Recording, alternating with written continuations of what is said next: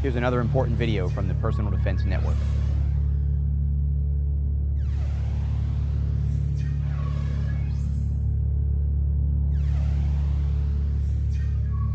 Okay, I've set up a phase 2 malfunction or a failure to extract. You might have seen multiple ways to clear this malfunction before, probably that relate to locking the slide or ripping the magazine out of the gun, because obviously a standard tap rack bang or tap rack ready, whatever you want to call it, won't work on this.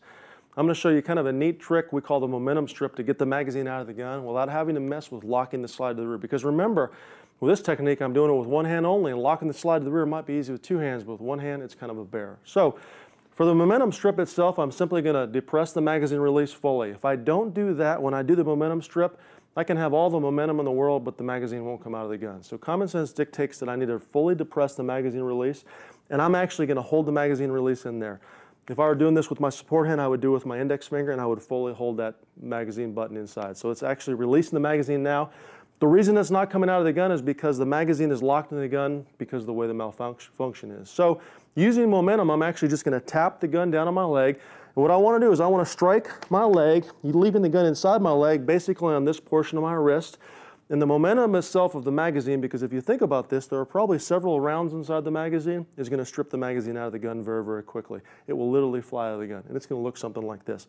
So once again, depressing the magazine release, you see the magazine pop right out of the gun. This time the slide went forward, so there may or may not still be a bad round in the chamber. So what's my next step here? Obviously, one of the most important one. I'm going to rack this slide several times, and there it was. It popped out of the chamber. So now that bad round is out of the chamber, and I know I'm ready to reinsert a new magazine inside the gun and work the slide and get back into that fight. So that's the momentum stripping technique of fixing a phase 2 malfunction. Check out more videos just like this one at the Personal Defense Network.